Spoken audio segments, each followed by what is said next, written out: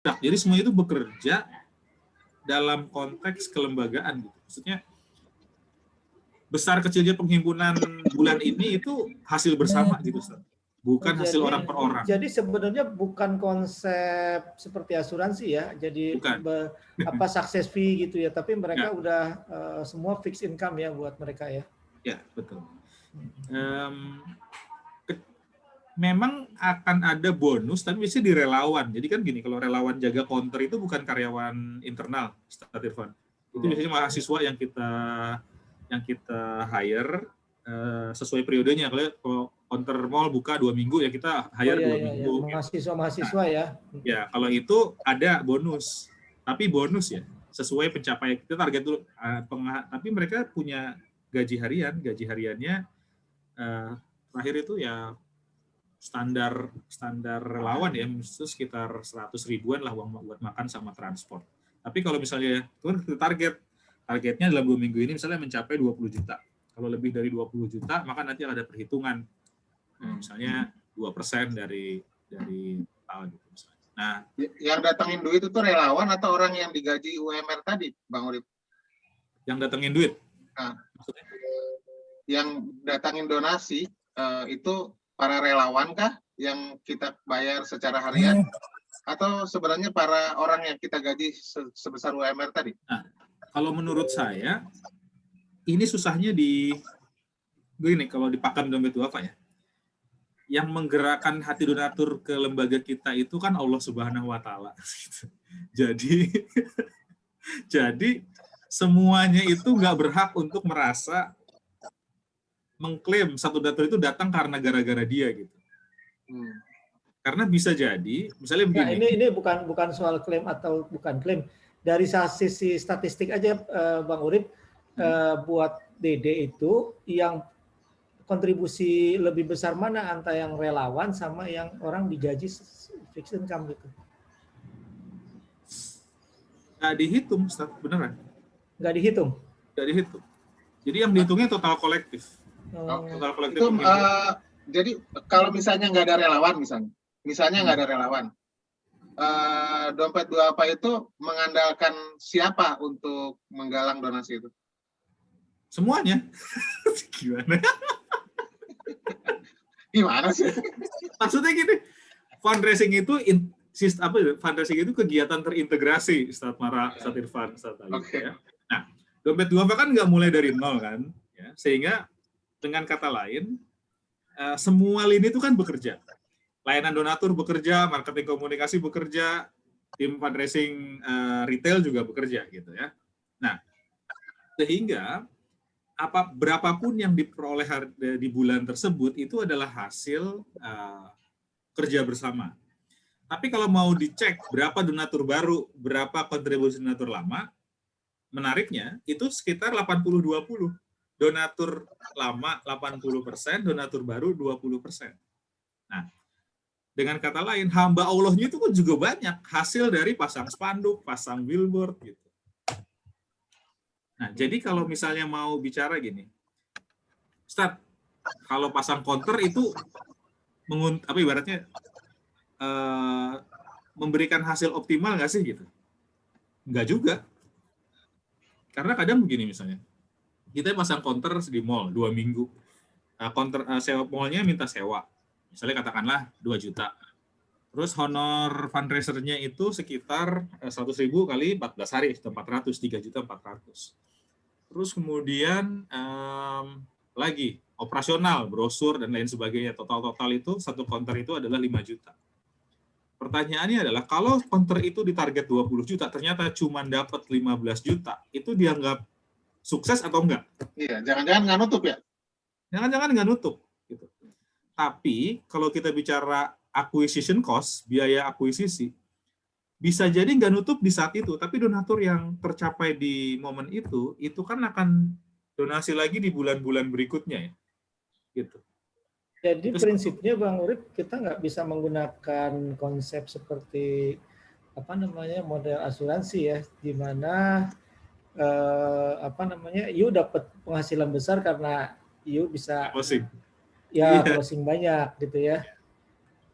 Tapi apakah memang demikian ya karakter di lembaga zakat itu, bahwa orang jangan dikasih berdasarkan fundraisingnya berdasarkan success fee, you aneh gaji, tapi you kerja yang benar deh gitu. Tapi yang masih saya bingung ini, walaupun bagaimana kan kita perlu menilai performance dia ya. Performance dia itu kan yang salah satu jadi ukuran itu kan adalah, bahkan mungkin ukuran yang paling besar adalah bagaimana dia bekerja bisa menghasilkan bisa banyak yang closing, bisa menggrab dana yang lebih banyak. Nah ini gimana nih kaitan dengan ini nih? Kalau konsepnya model seperti yang Bang Urip tadi sampaikan. Makanya ini kita ada di level begini. Kalau Ustadz Irfan bicaranya di level teknis, saya juga akan bicara hal yang sama. Ya. Anda relawan sebagai fundraiser di sini, targetnya sekian gitu. Harus optimal. Maka ada target minimal yang kemudian kita berikan kepada dia. Tapi kalau kita mainnya sudah bicara sebagai direktur fundraising, saya selalu bilang ini bukan hasil orang per orang gitu. Tapi ini adalah kan ini bicaranya ngukur kinerja kelembagaan ya, bukan kinerja orang per orang gitu. Jadi kalau ngukur kinerja kelembagaan, dia sudah hasil dari semua effort yang perlu diintegrasikan. Nah, pertanyaannya, mungkin nggak lembaga kita dibangun dengan ala agency gitu? Ya mungkin aja. Karena saya tadi bicara pengalaman saya di Dompet Duafa. Kabarnya Baitul Mal Hidayatullah itu menggunakan konsep itu. Membangun ribuan entitas, saya menyebutnya apa ya, agen kebaikan kali ya, yang mengelola komunitasnya masing-masing dan kemudian berhak atas 10% atas penghimpunan. Nah, itu dia nggak juga dapat gaji ya? Nggak dapat gaji ya? Nggak dapat gaji. Hanya 10% atas penghimpunan. Nah, tapi Dompet Duafa nggak mungkin melakukan itu karena ikatan integritas. Kalau di ormas kan integritas keormasannya itu dijunjung tinggi ya. Kalau di Dompet Duafa tingkat fraudnya khawatir tinggi dibandingkan perolehannya gitu. Nah, jadi itu yang pilihan-pilihan. Sehingga kalau menurut saya coba saja disimulasikan atau mungkin di trial gitu. Kalau memang Ustadz Irfan merasa konsep ini dimungkinkan, ya bisa juga gitu. Karena intinya kan omset itu adalah perkalian dari nilai tambah dan jumlah titik ya. Iya. Ibaratnya ala MLM, ala downline lah gitu. Jadi kalau ala telemarketing. Jadi kalau kita mau nargetin ibaratnya 1 miliar dari 1 orang ya 1 miliar. Kalau dari 1.000 orang kan berarti cukup 1 juta dari 1.000 orang itu gitu. Dengan kata lain, kita cari 1.000 relawan, 1.000 relawan ditargetin sebulan 1 juta, dapat 1 miliar. Ya, terus 10% biaya marketing dapat juga gitu. Sama berarti kan 10% ya. Nah, pokoknya kita cari cara kerja fundraising lembaga kita adalah berbasis jaringan jaringan agen kebaikan. Kita akan targetin ada 1.000 agen kebaikan, yang tiap agen kebaikan ditargetin per orang 1 juta. Tiap orang yang bisa mengumpulkan maka akan memperoleh persentase 10%. Ya sudah, jalankan saja gitu. Tinggal manajemen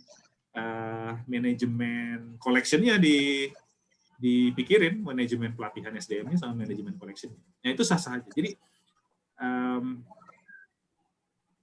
tergantung. Untuk model begini mungkin kita berharap loyalitasnya mungkin agak berkurang ya. Karena kalau ini pandangan saya, kalau seandainya ada lembaga lain yang menawarkan kompensasi lebih, mungkin dia pindah gitu ya. Nah, hal kayak gitu sih yang tantangan. Kalau di Dompet Duafa mungkin tantangannya itu skema collection-nya itu satu, kedua menjaga integritas gitu. Gimana caranya supaya fraud-nya minim, karena 1 orang bermasalah aja itu rumor kepercayaan kita yang kemudian akan jadi ganjelan gitu. Kalau ditransfer kan jadi nggak ada fraud, Bang Urip. Iya, betul. Harusnya kita nggak boleh terima cash dari si agen-agennya ini. Iya, tapi kan di lapangan susah juga. Iya, bisa jadi malah nggak di-story nama kita ya. Iya, Iya. apalagi Bukannya relawan juga sama aja yang ada di mall-mall itu juga Oh, semua enggak. chat basis juga kan? Kalau itu kan digaji. Jadi tiap hari ada yang nyamperin. Ada supervisor area, Pak Mara. Oh, gitu. Jadi mereka juga punya gini, ada ketentuan misalnya Anda masuk jam sekian sampai jam sekian. Anda punya kwitansi 2 buku. Kwitansi ini nomornya sudah urut seri, jadi serial. Kalau ada satu yang hilang, Anda denda 1 juta gitu. Bang Urip, terkait dengan tadi ada 2 model tadi ya, yang dipakai dompet duafa, yang dipakai sama Hidayatullah. Kalau berkaca dari kondisi Idrisiyah yang diketahui oleh Bang Urip gitu ya, mana yang Bang Urip sarankan untuk kita? Model success fee begitu atau model fixed income?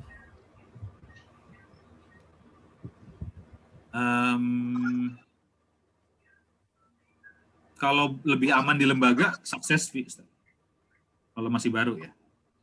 Kalau merasa bahwa dengan konteks fixed income ini relatif akan bermasalah buat keuangan lembaga, gitu, maka sukses fee akan lebih baik. Plus mereka yang dijadikan sebagai agen kebaikan memiliki ikatan emosional yang kuat. Karena kuncinya adakah kekuatan ikatan emosional antara lembaga dan si orangnya gitu ya, si agen kebaikannya. Nah, dompet duafa nggak punya kemewahan itu. Nggak mudah dompet duafa mencari orang yang direkrut tiba-tiba dan kemudian merasa punya ikatan emosional gitu dan punya ikatan integritas. Walaupun semua orang harus dihusnuzonkan ya. Semua orang itu baik sebenarnya, tapi kalau udah terkait duit kan kita harus hati-hati. Nah, itu PR-nya. Nah, mungkin itu sih kalau menurut saya ya, yang bisa kita lakukan. Kalau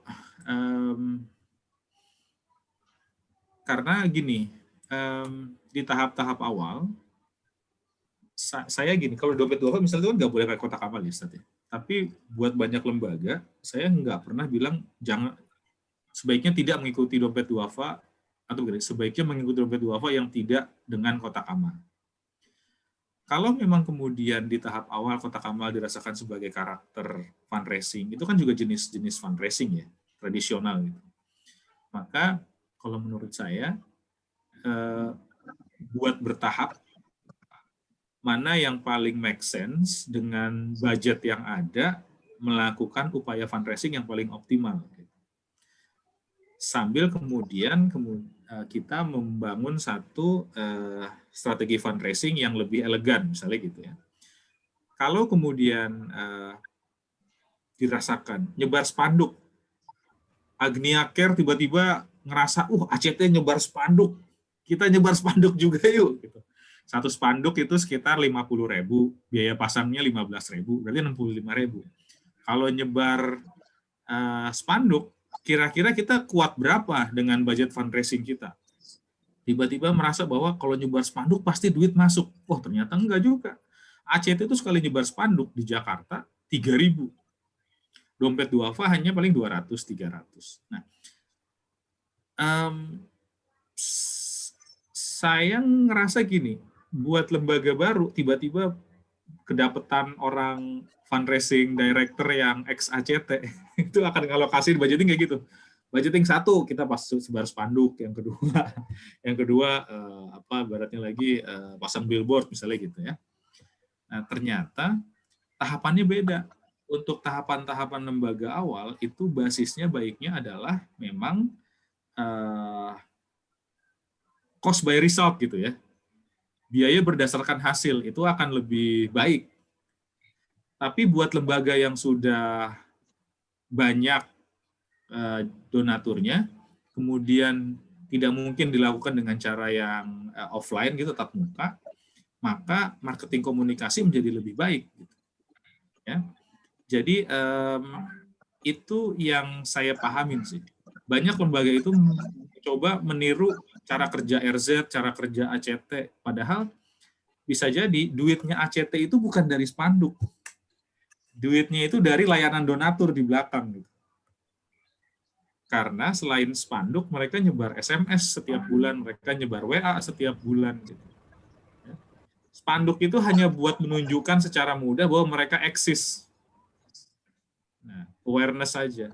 Orang itu kan nggak ada yang ngelihat spanduk tiba-tiba berhenti, nyatet nomor rekeningnya, buka M-Banking, terus transfer ke lembaganya. Kan nggak ada. Iya. Iya. Nah, jadi itu tuh kayak awareness aja gitu. Logonya itu muncul selintasan di mata kita. Nah, itu yang membuat kemudian orang ketika nanti buka M-Banking di lain kesempatan lagi santai di rumah, oh saya belum sedekah nih, oh saya buka, saya transfer ke ACT, saya transfer ke DD gitu. Jadi hal kayak gitu sih, starter fund yang menurut saya perlu dicari balance-nya.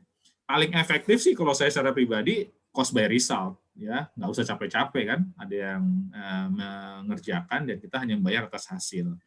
Tapi ketika lembaga sudah membesar, itu bukan langkah yang cukup, bukan satu-satunya langkah yang harus dikedepankan, dia harus juga membangun aspek brandingnya. Nah, branding itu dibangun dengan marketing komunikasi. Jadi spanduk, baliho, artikel di media massa, bisa jadi iklan di TV gitu ya, atau iklan di radio, itu dalam konteks dia membranding lembaganya dengan cara yang berbeda.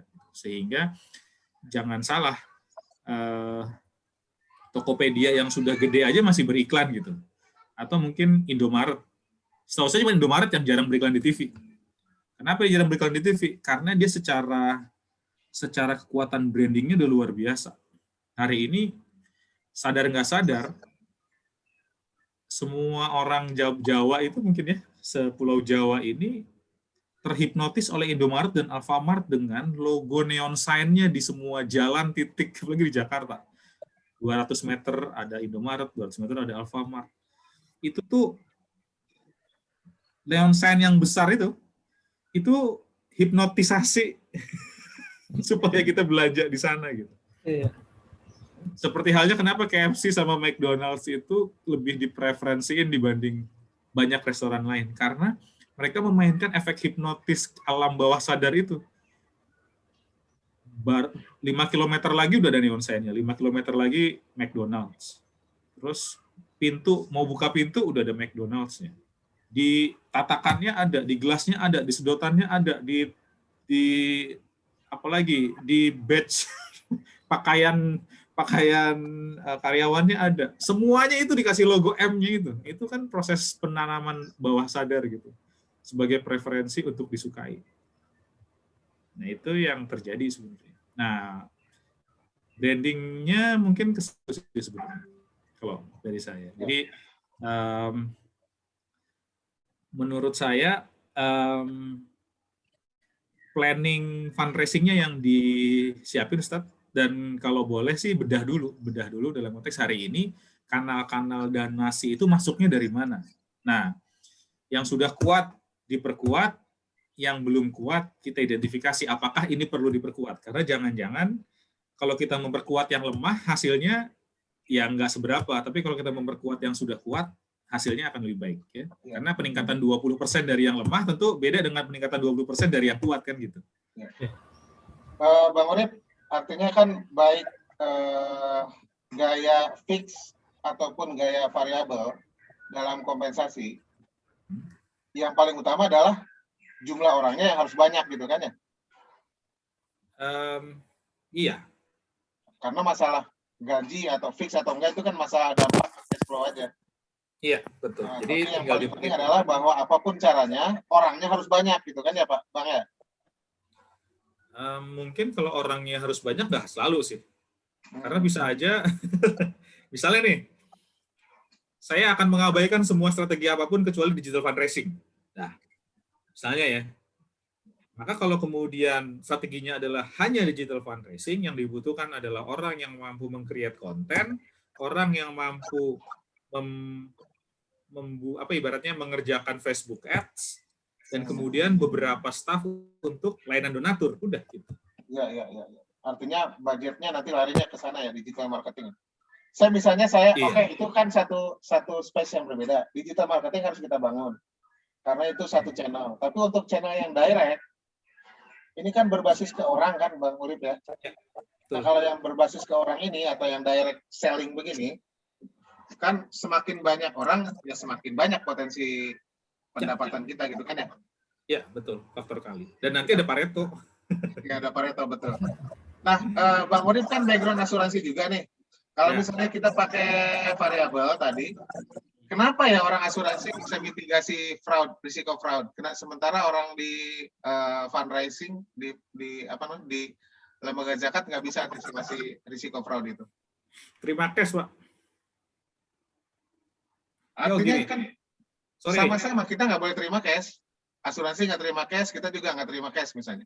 Ada fraud apa lagi? Screening formulir beda kan. Jadi asuransi itu dibayar setelah screening kan.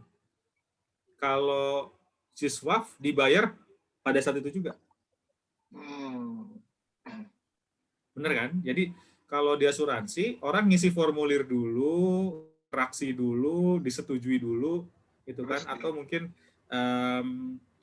formulirnya juga sudah lebih kelihatan formal gitu kan? Jadi transfernya memang pasti ke rekening lembaga gitu. Tapi kalau di zakat infak sedekah, percaya sama orangnya, belum tentu lembaganya. Iya. Kita juga nggak bisa menghindari transaksi tunai juga ya. Masa kita tolak orang yang mau bertransaksi tunai, pulang dia kagak jadi. Angkanya, gitu. Nah itu sih. Zaman dulu tuh asuransi itu masih terima tunai tuh Pak Irfan. Iya. Zaman tahun 90-an. Atau mungkin ya ini susahnya sih karena di lapangan kita kan walaupun kita sudah siapin SOP, tapi kan SOP itu sangat mungkin berubah-ubah sesuai kondisi lapangan gitu. Misalnya katakan lagi nih, semua transaksi harus memberikan struk. Kalau dia nggak lapor bahwa ada transaksi satu aja, ya terus donaturnya bilang, udah sebut aja hamba Allah. Kan misalnya kan banyak kan kayak gitu kan.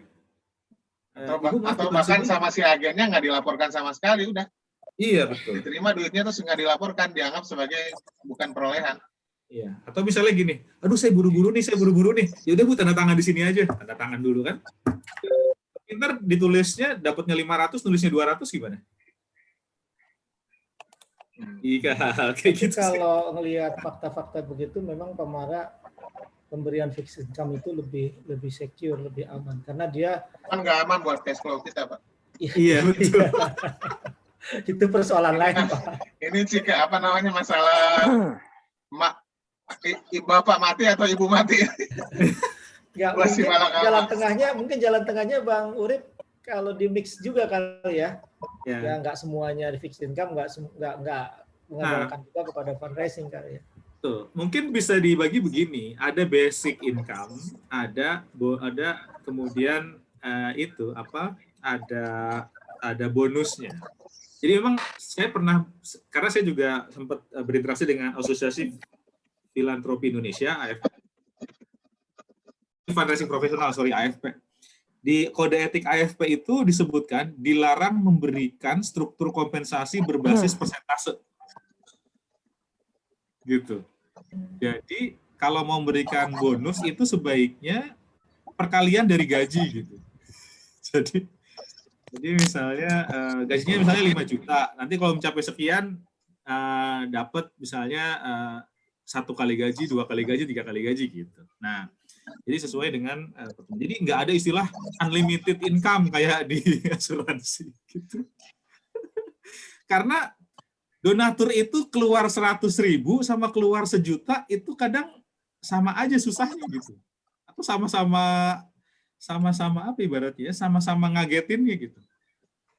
Kalau tiba-tiba donaturnya ini, donatur ketemu di jalan nih, terus cerita, saya dari Niaker, begitu, oh ya, baiklah, ini saya tertarik nih untuk sedekah, nanti saya transfer ya, saya kabarin kamu, oke baik.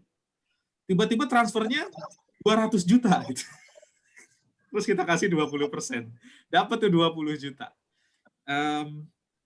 Ya berarti kan rezekinya si fundraiser ya. Oke. Ya. Pertanyaannya adalah kalau tiba-tiba bupati merasa saya jadi fundraisernya Agnia Care. Networknya dia itu bisa sedekah 1 miliar, 2 miliar, 3 miliar gitu. Apakah Agnia Care juga akan ngasih 300 juta, 500 juta unlimited income kepada gitu. Ada yang kayak mendadak gara-gara sedekah ke Agnia Care. Nah, hal-hal kayak gitu sih yang kemudian etis nggak etisnya jadi menarik untuk dibahas gitu. Siap. Jadi, Siap. Mantap. Ya nggak salah sih, cuman gimana ya?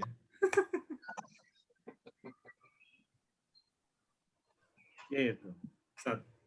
Jadi gimana? Yang lain Pak Ali Habib, Pak Tat Sandra mungkin ada Kali ini isinya daging semua nih Bang Urip nih, luar biasa. Menarik sekali nih bahasannya. Kali ini manajernya untuk fundraising kita, Bang Urip. Oh, baik. Tapi saya izin ke toilet sebentar, boleh ya? Boleh dong. Boleh. Jangan ditahan. Jangan ditahan.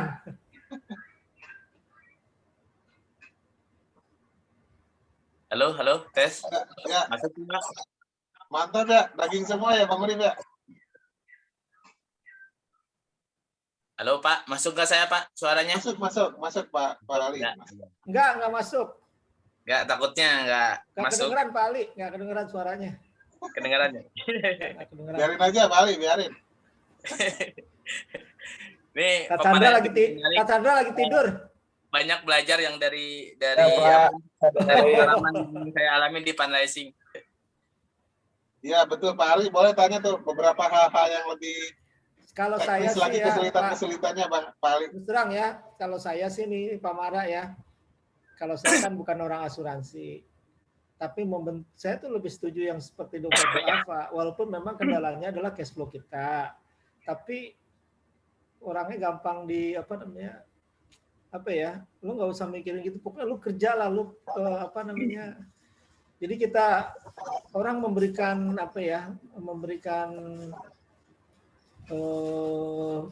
kepastian pendapatan kepada dia, bekerja sebaik-baiknya, pendapatan udah. Saya lebih cenderung ke yang model dompet duafa sebenarnya. Saya nggak suka begitu Pak. Nanti faktanya Pak. Karena Pak Mara orang asuransi. Bukan begitu. Saya lebih suka gaya orang bank. Ya itu yang campuran tadi. Kalau yang terlalu semuanya fix semuanya Pak Irfan. Bayangkan anak-anak itu di counter itu bukan menawarkan, tapi YouTuber, tapi main sosmedan. Dia nggak tawarin. Karena dia udah terima gaji fix. Ngapain gua harus nawarin sana kemari? Kecuali gini, Pak, supervisinya sangat kuat dari bosnya. Ya, saya yakin itu yang digunakan oleh dompet duafa. Pasti ada mekanisme sistem yang dia bangun sehingga dia berani seperti itu.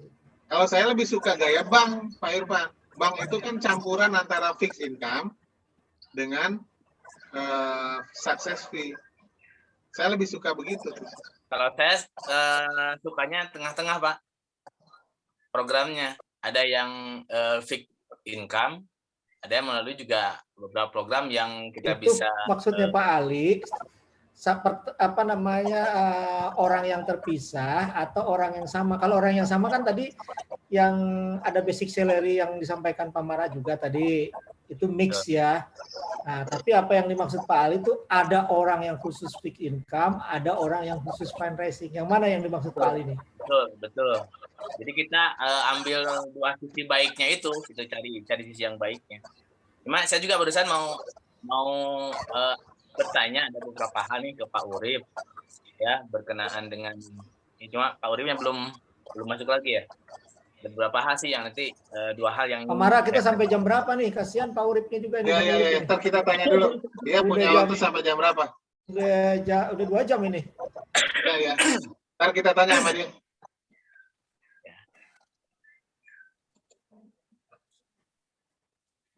Ya, siap. Bang Urip, Bang Urip udah lega ya? nggak enak hati kita. Ini udah 2 jam. Apa-apa. santai Yakin nih? aja. Kalau kita sih enjoy banget ini. Banyak pengalaman Lanjut. yang Lanjut dipaparkan ya. Siap, Pak Urip siap. nih. Ya, Ya, lanjut. menjadi menarik nih buat saya juga di lapangan di fundraising gitu. Ada 2 pertanyaan yang ingin saya sampaikan ke Bang Urip. Yang pertama, di sisi program nih, dalam melakukan program itu, apakah memang kita siapkan anggarannya? Karena kan kadang-kadang kalau pemerintah kan biasanya anggarannya sudah ada, baru kita jalankan program itu gitu. Nah, atau kita jalankan program, nanti pendanaannya dari hasil collection yang kita dapatkan gitu. Nah, positif negatifnya bagaimana? Itu yang pertama. Yang kedua, dalam proses fundraising ini, apakah memang bertumpu, ini khusus di Dompet Duafa, apakah bertumpu kepada tim fundraising atau memang kolektivitas semua yang bergerak gitu? Itu 2 hal yang bikin menarik buat saya pengalaman Pak Urip di Dompet Duafa. Mungkin itu 2 pertanyaan itu Pak Urip. Boleh yang kedua, Kang Ali, maaf saya kurang nangkep tadi. Yang kedua, apakah dalam program fundraising itu bertumpukan kepada tim fundraising saja, gitu kan? Atau kolektivitas dari semua divisi untuk kita melakukan fundraising itu? Itu mungkin, Pak. Iya. Maaf nih ada suara mesin cuci. Jadi kalau dari sisi kerja tadi saya sampaikan sebenarnya semuanya itu kolektivitas. Tutup pintunya dulu. Ya maaf. Jadi fundraising itu pada akhirnya sebuah kerja terintegrasi ya. Jadi kalau kami di Dompet Duafa tentu nggak ada skema pendapatan per fundraising, itu nggak pernah ada. Jadi semuanya digaji sesuai dengan kondisinya.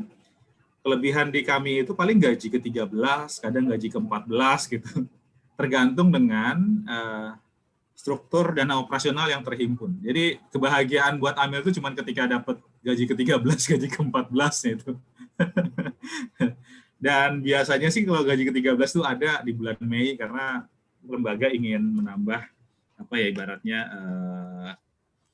pendanaan buat masuk sekolah biasanya gitu. Jadi gaji ke-13 di sana. Nah, tapi kalau gaji per fundraising itu kayaknya nggak ada ya. Jadi kita nggak kenal istilah apa ibaratnya bonus per performance gitu itu nggak ada gitu. Jadi semuanya fokus membesarkan lembaga bersama-sama. Nah, kalau kemudian mau dibikin tadi cost apa ibaratnya pemberian per fundraiser ya itu sih pilihan juga gitu, silahkan aja. Tapi kalau di kami enggak. Dan kalau misalnya bicara fundraising, mungkin yang perlu dipahamin adalah penting menjadi lembaga yang semua entitasnya itu sadar fundraising gitu. Termasuk orang program, termasuk orang operasional. Kenapa? Karena fundraising itu kan juga membutuhkan dukungan dari sisi program dan dari sisi operasional. Misalnya katakanlah gini, apa yang mau disampaikan donatur kalau informasi dari program nggak ada, kan gitu. Ya, jadi orang program juga harus punya sense of fundraising bahwa saya melakukan program itu, iya sedang saya melakukan satu program, tapi apa yang ada di lapangan harus bisa digeser ke bagian fundraising untuk bisa diceritakan ulang gitu. Saya membantu si A ini kondisinya seperti apa. Nah itu sebenarnya bisa jadi bahan untuk diteruskan ke depan, untuk kemudian disampaikan lagi ke donatur. Ya, dengan kata lain, meng-create program itu begini, menawarkan program itu kan satu hal. Misalnya gini katakanlah, kita punya program paket sembako Duafa. Sebenarnya yang dipikirin donatur tuh paket sembakonya atau duafanya kan gitu. Ya, sembako itu kan cuman jalan santunannya atau mungkin apa ibaratnya ya, elemen santunannya. Tapi yang menggerakkan dia itu adalah sebenarnya bisa jadi kondisi permasalahannya si mustahiknya gitu, perjuangannya, kesusahannya bisa jadi, atau mungkin kondisi ketabahannya. Nah, itu yang mungkin perlu diangkat untuk bisa sampai ke donatur. Karena donatur pada akhirnya bergerak karena kenapanya, ya, bukan karena what-nya. Jadi what itu kan santunan sembako, tapi why-nya itu yang perlu diceritakan dengan cukup baik ke donatur.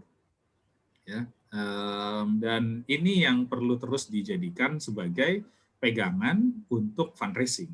Nah, itu butuh.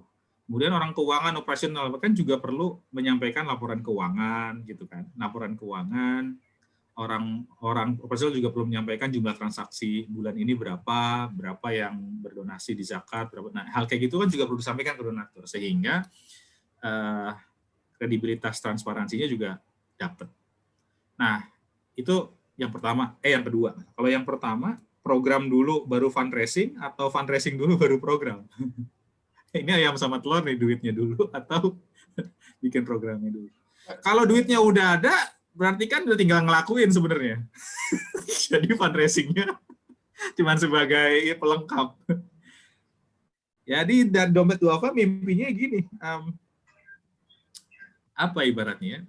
Dua-duanya benar gitu, Bang Ali. Jadi belum ada programnya fundraising dulu ya bisa, ada programnya kemudian di fundraisingin juga bisa. Gitu. Nah, karena pada akhirnya donatur itu bergerak, bisa jadi karena programnya sudah terlihat, bisa jadi juga karena merasa tergerak karena visi misi si programnya gitu. Ya, nah ini yang jadi kadang memang agak unik ya sebenarnya gitu. Bahkan bisa jadi tanpa program pun kita juga bisa bergerak. Misalnya katakanlah gini, Agnia Care bikin program sedekah menolak bala. Salurkan sedekah Anda agar jauh dari musibah. Kirim ke rekening ini. Nggak nyebutin program sama sekali. Tapi kalau dia sudah percaya sama Agnia Care, duitnya ngalir. Kenapa? Karena tadi ada donatur yang tergerak karena transaksinya gitu. Atau gini katakanlah, saya tuh suka ngumpulin atau gini, kalau kitabisa.com saya punya proyek lagi bangun masjid di Sukamakmur Bogor, ada di Kitabisa gitu. Nah saya suka bacain doanya. Itu doanya macam-macam, dari yang anaknya belum dapat jodoh, terus ada yang sakit, ada yang gitu, bacain macam-macam. Nah itu aja menarik gitu untuk jadi bahan cerita kita ketika bikin fundraising. Kalau ternyata dari 100 orang yang ngirim doa setiap kali sedekah ke lembaga kita bisa petakan kan beberapa pilihan-pilihan sebabnya. Ternyata doanya itu jarang yang bilang semoga masjidnya cepat terbangun, itu jarang. Semoga masjidnya cepat selesai, itu jarang. Doanya itu, ya Allah semoga lulus PPTN, ya Allah semoga anak saya cepat dapat jodoh, ya Allah semoga rezeki saya lancar, gitu doanya. Yeah. Ya, jadi menarik. Jadi kalau bicara ayam sama telur itu programnya dulu atau duitnya dulu. Fundraising itu semuanya dilakuin. Jadi pendekatan komunikasi fundraising bisa selang-seling. Satu selang-seling komunikasi program, ya. Kan yang bisa dikomunikasi itu banyak sebenarnya kalau kita mau bedah gitu. Jadi bahan fundraising komunikasi gitu. Satu programnya, yang kedua penerima manfaatnya. Yang ketiga, wilayah programnya. Kenapa wilayah di situ yang kita bikin program? Yang keempat, jumlah penerima manfaatnya. Terus kemudian salah satu penerima manfaatnya. Terus bantuan yang diberikan gitu. Nah, itu satu hal. Kemudian lembaganya, siapa lembaganya, siapa pengurusnya, kemudian kredibilitasnya, auditnya, itu bisa dijadikan komunikasi juga. Nah, termasuk tadi pendekatan ke sisi donaturnya. Nggak ada hubungannya sama program juga. Ya. Ambil cerita tentang testimoni. Saya habis sedekah ke Agnia Care langsung dapat Pajero gitu misalnya. Bisa juga gitu. Tiba-tiba orang ngikut. Ya. Apalagi kemudian nggak satu orang. Oh iya bener, saya juga kemarin dapat Fortuner. Yang satu lagi, beneran saya kemarin juga dapat rumah mewah gitu. Saya dapat sawah 10 hektar misalnya kayak gitu.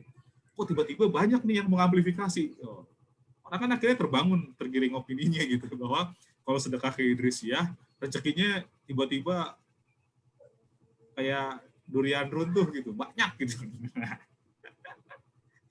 Jadi ya kayak gitulah. Fundraising itu unik gitu. Jadi kalau menurut saya jangan batasin gitu. Jadi apa yang saya pahami tentang fundraising bisa jadi juga masih terbatas karena di luar sana banyak yang lebih gila lagi fundraisingnya.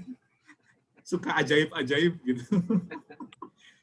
Sekali lagi yang menggerakkan Allah berdonasi, bersedekah, zakat, infak, wakaf ke satu lembaga, ke satu pihak itu kan Allah Subhanahu wa taala. Jadi banyak faktornya gitu yang bisa membuat satu lembaga tiba-tiba booming gitu dan dapat kepercayaan. Gitu. Jadi kayak gitu sih kalau menurut saya. Selama kita bisa layani donaturnya dengan baik, insya Allah donaturnya juga senang dengan lembaga kita. Nah itu aja sih. Tapi banyak yang kemudian kurang peka dengan database donatur. Saya bilang kotak amal boleh, ya udah dia bikin strategi kotak amal 7.000 kotak amal disebar satu kota. Itu jadi ya gede juga gitu. Dapat 12 miliar dari kotak amal doang gitu. Ya. Tapi begitu pandemi kemarin ya dropnya lumayan karena kan orang lalu lalangnya sedikit ya. Nah, jadi yang saya memang bilang strategi kotak amal itu bagus, tapi bukan berarti mengabaikan strategi yang lain gitu. Jadi strategi itu ada strategi untuk survive awal dulu gitu. Tapi strategi yang baik adalah ya berbasis database orang per orang gitu. Karena kalau kita jangan ibarat gimana ya, kita harus bersandar pada apa yang bisa kita kontrol. Jadi kalau kotak amal kan nggak bisa di follow up ya. Kalau hari ini kosong, gimana cara follow up kotak amal? Paling ganti titik dan sebagainya.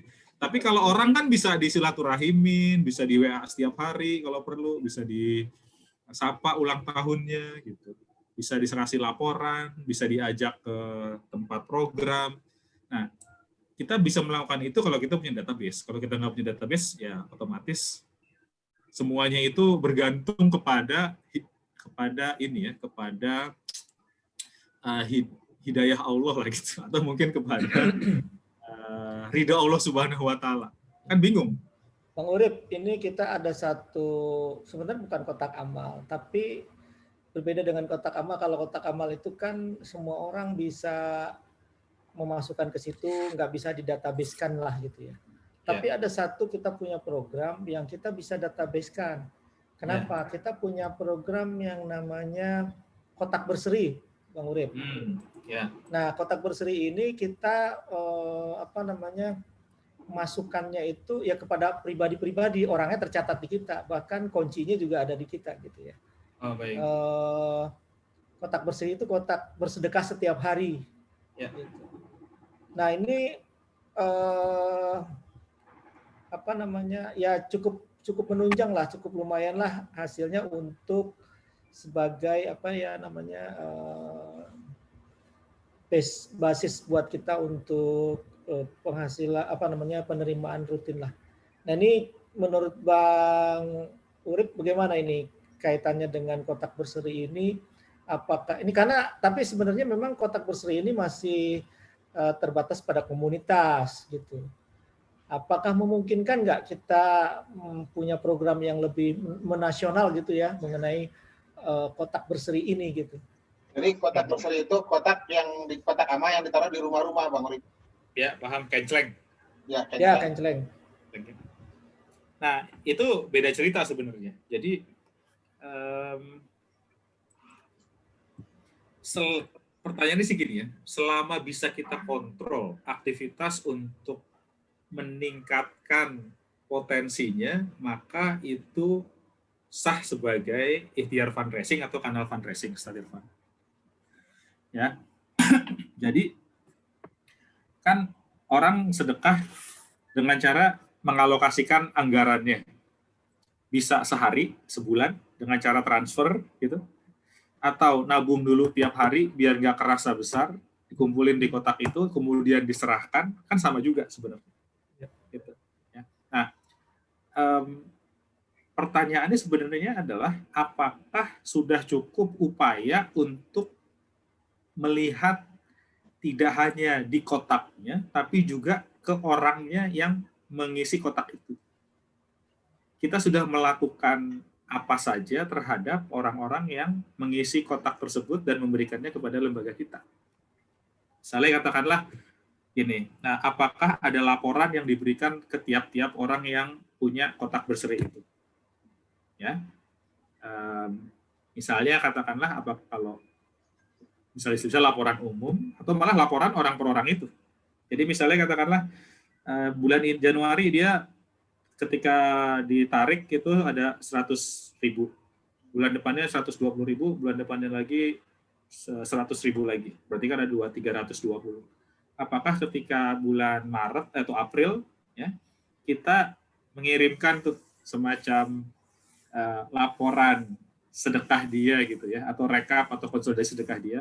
Alhamdulillah Bapak Mara yang kami hormati, yang semoga diridhoi Allah, berikut adalah rekap sedekah Bapak 3 bulan terakhir, Januari sekian, ini sekian, total sekian.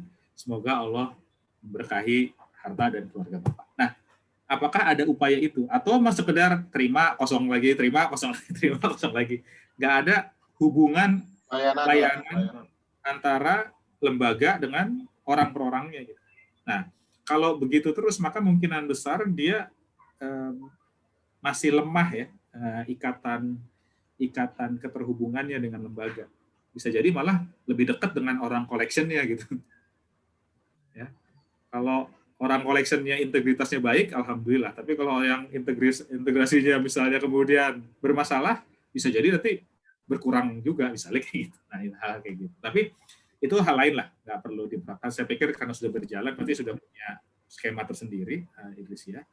Saya pikir seperti itu, karena nggak ada bedanya sih. Kalau misalnya ada 2 orang tiap bulan mereka sedekah 300.000, yang satu via transfer, yang satu via Cancel, sama-sama 300.000. Karena yang ini punya WA, yang punya email, maka dikasih laporan tiap bulan. Yang 300.000 via transfer. Kalau yang via Cancel, karena dikoordinir oleh satu orang, kita nggak terlalu dekat dengan si orang yang pakai Cancel ini. Padahal sama-sama 300.000 gitu. Nah, mungkin jalur komunikasinya itu yang dibangun, Ustaz Irfan. Iya, ini masukan yang bagus ini, Bang Urip. Ya, mungkin kayak gitu sih. Nah, lainnya mungkin nanti bisa diarahkan untuk ke transfer. Gitu. Jadi misalnya, nih Cancel nih dibuka, ternyata katakanlah ada 1.000 Cancel. Lalu diparetoin kan, yang biasanya kan begini, kalau ada 1.000 Cancel yang memberikan omset 80% itu sekitar 20%-an Cancel aja gitu. Selebihnya itu kan kecil-kecil. Ya. Nah, supaya mengefisiensikan operasional, mungkin yang 80% donatur yang Cancel-nya kecil-kecil itu pengambilannya dari 1 bulan sekali jadi 2 bulan sekali, yang dari 2 bulan sekali jadi 3 bulan sekali, misalnya kayak gitu, sehingga effortnya bisa lebih diefisiensikan, misalnya kayak gitu ya. Nanti itu hal berikutnya sih, di samping tadi informasi. Jangan-jangan orang juga pengen nambah, tapi karena ya sudahlah secukupnya aja gitu, karena Cancel. Mungkin kalau diganti edisi gitu mungkin lebih gede. Edisi. Atau pasangin logo Kris di tiap rumah ya? Iya, betul. Gitu. Siap. Gitu sih. Ya, Ustaz. Lagi Ustaz. Wah, ini apa namanya? Luar biasa nih ilmunya buat kita dari Bang Urip. Biasa di luar sebenarnya, dan luar biasa. Ini buat banyak inspirasi buat kita. Jelas PR-nya adalah dari sisi fundraising tadi, PR-nya kita kurang orang, karena apapun skemanya tadi Bang Urip, apapun skemanya, mau fix, mau variabel, mau gabungan di antara keduanya, pada ujungnya adalah siapa yang mau jualannya gitu kan. Nah, ini kita di sisi kita ini masih sangat lemah. Artinya dalam rekrutmen relawan atau rekrutmen tim fundraising ini kita masih sangat terbatas. Demikian pun misalnya tim yang digital marketing tadi, ya kita pun kalau kita lihat diri sendiri rasanya masih belum maksimal. Meskipun ada sedikit demi sedikit kontribusi yang didapatkan dari tim digital marketing, tapi masih belum maksimal. Artinya sekarang isunya sekarang udah bergeser nih, dari tadi kita ngomong struktur, channel, dan kita ngomong kompensasi, sekarang kita ngomongnya rekrutmen nih Bang Rip. Challenge di rekrutmen ini luar biasa ya, susah banget dari orang yang mau bergabung. Iya, saran saya ngebibit sih. Saran saya ngebibit. Jadi di sini kan santrinya banyak yang muda-muda ya. Nah, ini diseleksi aja dari santri yang ada, terus dibikin semacam AMIL development program gitu. Sebagian di fundraising, sebagian di operation, sebagian di di Program. penyaluran. Artinya harusnya Indonesia ini jangan mengeluh ya, karena kita kan punya santri. Iya. Gimana dengan dompet Duafa yang nggak punya basis santri, basis relawan gitu? Gimana mereka bisa membangun volunteer gitu, Bang Rip? Rekrut, Mas. Pembukaan. Pembukaannya, sebar open recruitment gitu ya? Open recruitment volunteer. Nah, jangan-jangan memang yang semi santri ya. Jadi kalau santri kan mondok ya. Tapi mungkin sekitar pesantren ada semi-semi santri yang Ya, betul. punya kemampuan gitu, mau berkhidmat juga sama lembaga sosial gitu. Nah, nanti bisa di si volunteer tadi dapat itu ya, dapat UMR ya? Enggak, kalau yang kita UMR kan itu yang kita kontrak sebagai karyawan. Kalau volunteer itu Harian. Ada dua. Ada volunteer yang memang volunteer sifatnya volunteer program. Kalau volunteer program biasanya mereka ingin terlibat dalam kegiatan programnya, jadi tidak ada paling ya transport lebih rendah lah. Tapi kalau relawan fundraising itu memang kayak free part timer ya. Ya, part timer. Jadi ada relawan, ada part timer sih Mas. Kalau tapi kita nyebutnya biar gampang kan relawan gitu, biar nggak seolah part timer kayak gimana gitu, dunia sosial ada part timer kan gitu. Jadi seperti itu. Mana yang lebih banyak pasukannya? Orang yang karyawan tetap atau yang relawan? Kalau lagi banyak relawan ya banyak. Ramadan gini bisa 200 orang part-timer fundraising gitu. Tapi kalau normal-normal ya semuanya karyawan tetap sih biasanya. Intinya kita hanya rekrut relawan itu kalau Ramadan aja, Mas. Selebihnya itu dikelola internal aja, karena skenario penghimpunan tuh kalau di Dompet Duafa begini, penghimpunan setahun itu biasanya kita dibagi 16, kalau Mozilla kita bagi 16, 11 porsinya itu di luar Ramadan, jadi seper 16-nya itu di luar Ramadan, 5/16-nya di Ramadan, jadi Ramadan itu 5 kali dari penghimpunan. 5 kali di penghimpunan bulanan. Itu siklusnya seperti itu. Pasang counter di mall-mall itu pasti bayar ya? Bayar. Jarang mall sekarang yang ngasih gratis. Nah, makanya penting dipahami Dompet Duafa itu punya counter di mall-mall tidak hanya dalam konteks akuisisi, tapi dalam konteks layanan donatur. Mendekatkan diri. Ya. Dibalik ya konsepnya ya, ini bagian dari pelayanan ya sebenarnya ya. Betul, bagian dari pelayanan, bukan bagian dari akuisisi. Karena kalau misalnya mikirin akuisisi, nggak cukup. Jadi, iya ya, bisa jadi boncos ya. Boncos, iya betul. Jadi kalau kita ngandelin dana yang terkumpul, ikut Dompet Duafa, boncos juga nih Pak Mara. Iya, betul. Nah, makanya kemudian penting menganalisa penghimpunan tadi. Misalnya gini katakanlah, apakah selama ini sudah dialokasikan investasi marketing? Kalau mau alokasi investasi marketing, kira-kira yang disepakati di berapa persen gitu. Jadi selalu seperti itu, setiap bulan manajemen keuangan itu udah membagi tuh operasional AMIL, fundraising, program. Jadi penghimpunan, jadi selalu ada dana yang memang dialokasikan untuk meningkatkan kredibilitas kelembagaan dalam konteks fundraising. Nah, itu sih Ustaz. Siap. Bahkan kalau di luar sana juga saya paham ada beberapa lembaga yang secara ijtihad fundraisingnya luar biasa. Bisa sampai 40% itu operasional plus fundraising. Kalau memang bisnis modelnya macam-macam ya. Kalau kenapa wakaf Al-Quran itu menjadi menarik sebagai sebuah program, bahkan jadi badan sendiri, badan wakaf Al-Quran gitu. Karena ternyata ya marginnya luar biasa. Jadi, wakaf Al-Quran kan bisa dapat diskon sampai 50% kan dari penerbit kan. Gitu. Iya, ya. Jadi kalau kita promosi wakaf Al-Quran, harga Al-Qurannya 100.000, harga dari penerbit 50.000, berarti kan kita punya margin operasional 50% kan? Nah, kayak Iya gitu. betul. Mantap ya. Dan kita nggak bohong, emang harga Al-Qurannya 100.000 di toko. Jadi program wakaf Al-Quran. Nah, jadi badan wakaf Al-Quran itu terus terang mereka bilang, kami itu memang fokusnya wakaf Al-Quran sebagai lokomotif utama, karena di sanalah kemudian donasi mudah didapat, margin operasional cukup baik gitu. Untuk sustainability berlanjutan.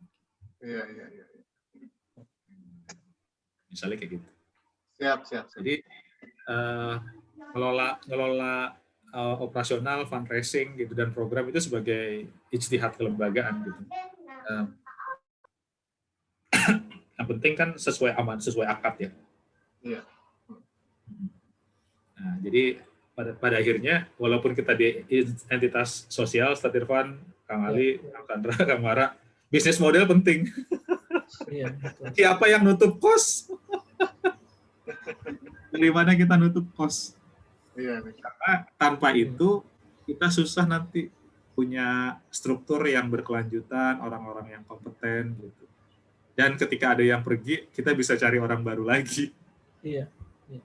Dompet Duafa itu kayak gitu. Jadi karena SOP sudah baik, job desk sudah baik, orang mau ganti-ganti terserah gitu. Meskipun memang secara turnover lama ya, di atas 5 tahun lah rata-rata baru pada pindah gitu. Bagus itu. Asuransi mah lebih rendah lagi. Iya. Karena dia fixed income. Jadi kalau asuransi fundraising ya setiap bulan kagak tercapai target ganti orang.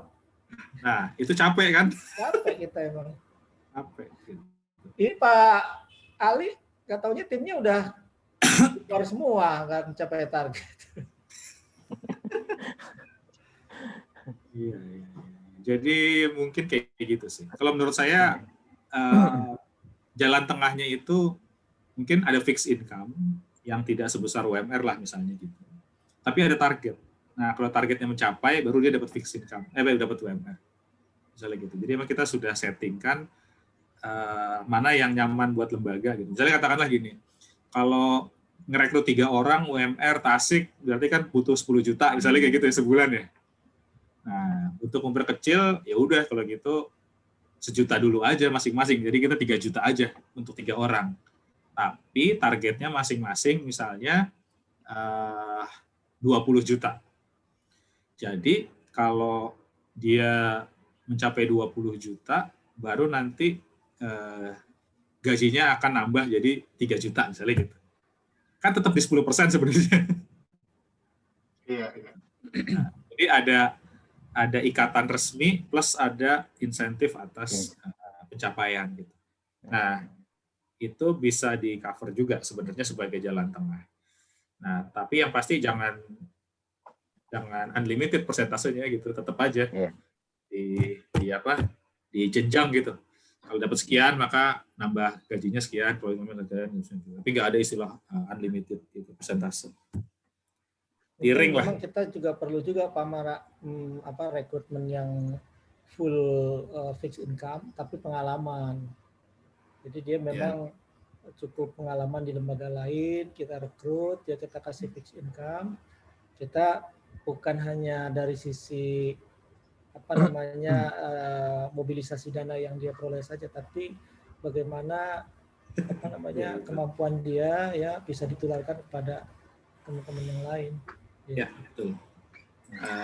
Meskipun juga punya tantangan, suka dibanding-bandingin, Ustaz. Jadi misalnya dia pernah di RZ, begitu pindah ke sini, ngerasa sotoy gitu ya, ngerasa sok tahu, terus kemudian banding-bandingin di sana kok bisa begini, di sini nggak bisa begini, dan begitu gitu.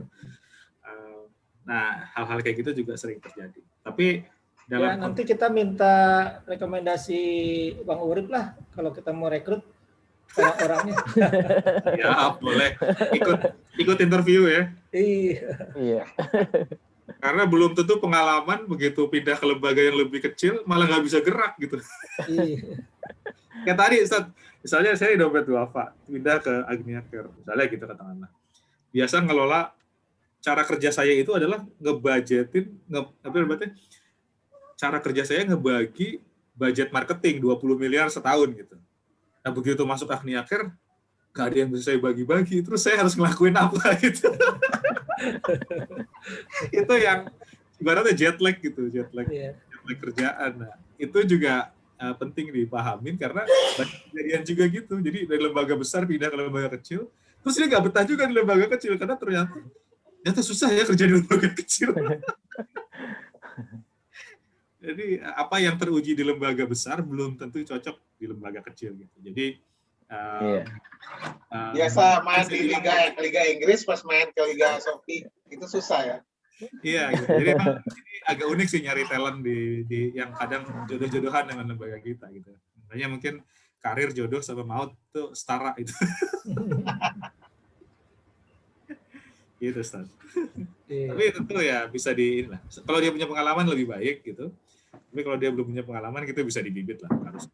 Dengan memperbanyak pelatihan Ustaz atau mencari konsultan pendamping gitu. Nanti bisa mendamping ya, misalnya IMZ ya kalau di lembaga zakat, atau mungkin sekolah amil Agnia Care gabung ke forum zakat, jadi akan ada pengembangan kapasitas untuk bicara pengembangan SDM-nya juga, misalnya seperti itu. Mungkin kayak gitu. Paling gampang sih ya ada konsultan yang dampingin gitu. Siap. Ya. Siap. Cukup barangkali ya. Cukup. Ini kayaknya yang semangat yang sharing, bukan yang dengarnya. Yang dengarnya udah mulai kelolotan kalau bahasa Jawa. udah kangen duha yang dengerin. Alhamdulillah Bang Urip, jazakallah, semoga ilmu-ilmunya berkah juga buat kita juga ini insya Allah sangat bermanfaat. Jangan jangan nolak kalau kita ajak lagi. Ya enggak lah, masa nolak lah. Ini kan juga cuma sharing-sharing doang. Ngomong gampang, yang ngelakuin kan bukan saya. Susah. Ya. Makasih banyak nih Bang Urip. Sama-sama. Semoga sehat-sehat selalu. Terima kasih banyak. Mudah-mudahan jadi ladang ibadah buat Bang Urip. Amin, sama-sama. Anytime kalau mau ngobrol-ngobrol lagi. Siap. Kita tutup kalau gitu dengan sama-sama baca hamdalah. Alhamdulillah. Hasbunallah wa ni'mal wakil. Ni'mal maula wa ni'mal nasir. Subhanakallahumma wa bihamdika asyhadu an la ilaha illa anta astaghfiruka wa atubu ilaik. Yuk, mangga silakan beraktivitas kembali. Pamit ya. Assalamualaikum. Waalaikumsalam warahmatullahi wabarakatuh. Mantap itu tadi. Daging semua itu. Gimana Pak Irfan? Orang yang berpengalaman beda, betul Pak. Saya justru jadi banyak makanya semangat. Kan saya bilang Pak, jadi hasil pengalaman itu banyak hal yang kita belum tahu sebenarnya di dunia di dunia per zakat infakan begini gitu. Makanya kita harus sering banyak sharing begini. Nah itu memang betul sih, kita kelemahan kita jarang studi banding. Keduanya juga memang ya betul apa yang tadi Bang Urip sampaikan, juga kita juga perlu banyak pembimbing atau mungkin bila perlu konsultan untuk mensupport gitu tim kita di lapangan, karena memang mereka butuh orang yang senantiasa memberikan semangat bagaimana polanya gitu ya, bagaimana proses untuk memfollow up para muzaki, walaupun di satu sisi kita punya potensi yang besar, kekuatan besar di jemaah gitu, jemaah. Tapi intinya gini lah Pak Mara, dengan adanya Bang Urip ini saya pikir kita punya narasumber yang bisa kita jadikan sebagai share.